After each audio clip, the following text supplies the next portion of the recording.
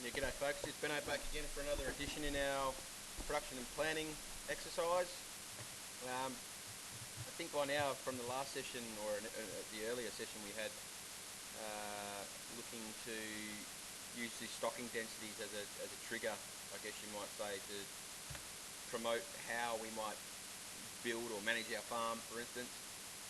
I made one really gross assumption which I'm hopefully trying to figure out whether you may have picked up on it yet or not. But it was the fact that we pretty much calculated a single batch based on 500,000 fish, when our assumption earlier in the piece was about trying to run through 500,000 fish per year, not per batch. So the idea would be to break up your full annual intake across a number of batches. Sometimes you would do it evenly according to number, or try and spread it out across the year evenly. So in this example, we're actually going to break this total harvest number down, our 500,000 over here, into 4 intakes. So a quarterly intake of fish for the entire year. Alright, so equals this divided by 4. Alright, and we get 125,000 fish.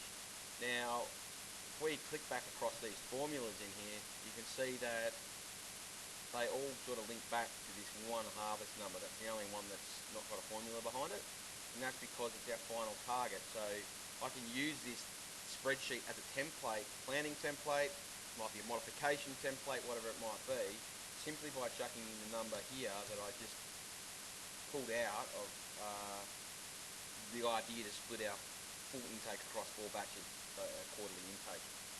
I should be able to press enter there and everything's automatically changed. So if we come down using our stocking density estimates, we can now see that if I was to buy or put in place a system for this one batch of fish at 125,000 fish at 3 kilos, and I would assume that earlier in the piece we were needing 25,000 cubic metres of water, that in this case if I use that 25,000 cubic metres of water, at peak I would be operating at around about a quarter of the stocking density that I needed. So I could turn this effectively down by a quarter. So what's a quarter of 25,000? Around about 7,500? That's correct. No. Still get this up a bit more. 12,000. Still only halfway there.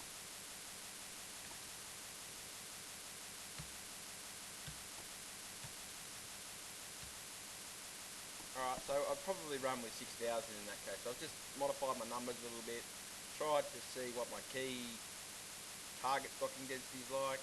Knowing that I'm at 64 kilos per cubic metre, it's quite likely that I'm never really ever going to sit at full capacity of 3 kilo in a cage at that number of fish. Alright, so we move along, we come back down to here, we're looking at, 9 kilos per cubic metre in this case for our juveniles, when we're recommending ourselves to be up at around about 40 kilos per cubic metre. So let's drop this down, let's drop that down to 5,000 total volume. Alright, we can go lower. Oops, not 30,000. Righto, 3,000 might be a bit low. We're kind of fluctuating between 3,000 and 4,000. And if it was me at that stage, I probably wouldn't mind post-juvenile starting to get up to around about a kilo. I probably wouldn't mind pushing the barrier if it was me, going a little bit higher than a recommended a recommended stocking density. So at the moment, we come down to our summary table, and we've basically got one 6,000 litre tank, or 6 million cubic metre, one 3,000 cubic metre tank, or it could be a pond, or it could be a sea cage, whatever it might be. Coming back up to, alright, we're now looking at the juveniles. So basically we're running at 7 kilos per cubic metre with that volume of water. Let's bring that back down to 800 cubic metres of water. Go even lower, 500 cubic metres of water.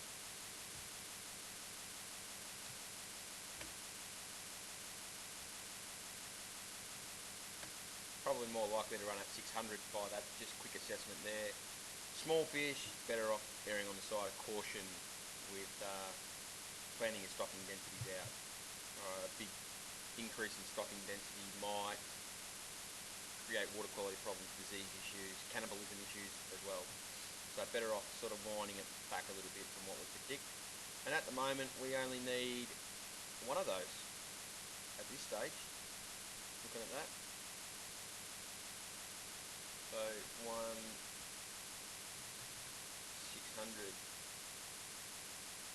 cubic metres. Alright, so we might want to break that down into 6, let's go 6 100 cubic metre tanks. Alright, so that's still pretty considerable, still gives us our 600 cubic metres, but we've got 6 of them in there rather than one 600 cubic metre tank, which is a pretty damn large tank. Righto, larval stage. Coming across, looking at our target stocking density of 2 kilograms per cubic metre. Bearing in mind that at larval stage, a lot of the time they're probably normally measuring number of animals per litre or number of animals per 1,000 litres or whatever it might be. But for this example, we'll just roll with the kilograms per cubic metre terminology. So with a 2,000 cubic metre total volume system, we would be nowhere near our target stocking density. We're well and truly under it. So we should be able to bring this back down. I'll start at 600. Alright, and boom, let's just hit the nail on the head there. Quite likely that we're a little bit under that. So just what I did there was just to give myself a few more decimal points in there to see where I'm at. And I'm still a little bit under, so I could probably go 550, 500, 400, 450. Alright, somewhere around about 430 cubic metre mark. So 460 cubic metre mark for our system. Alright, so we might say that we've got 10 by 450 litre tanks, whatever it might be. So that's what we would have for batch 1. Alright, we would need to use the table that we're yet to create to try and find out where batch 1 interacts with batch 2, where batch 2 interacts with batch 3. We might find that batch 1 batch 2 never interact at larval stage, so we could say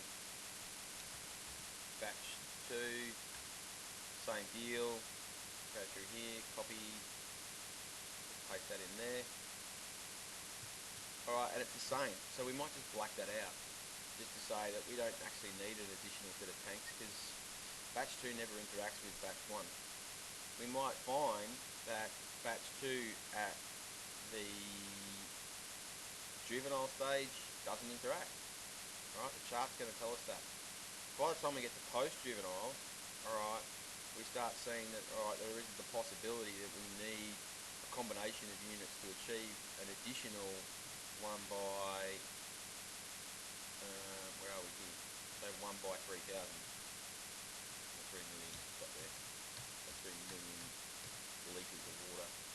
And then additional here. So we might have the same 6 million litre facility, or a single pen, a single raceway, whatever it might be. So we might, the terminology there, the correct terminology would be probably culture unit. And we could keep running that out. We might find out that batch 3 doesn't interact at that level. Alright, so we might find out that, merge that, call that batch 3. Just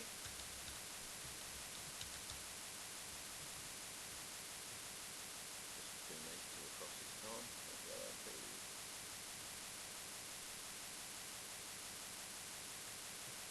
Just doing it, probably we would expect you to be a bit more pretty than I am doing it, but it's all good.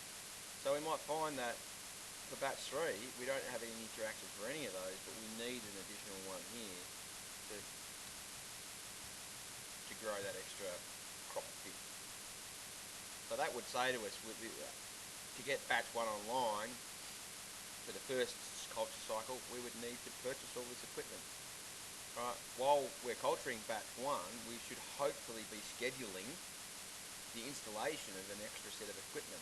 By the time that we're into batch 2, we should be looking at implementing that third batch of equipment into our system. So it really comes to be financial planning. How much money can we generate out of batch 1 to invest into batch 2? How much money can we take out of these 2 batches to into batch 3 to get everything running across?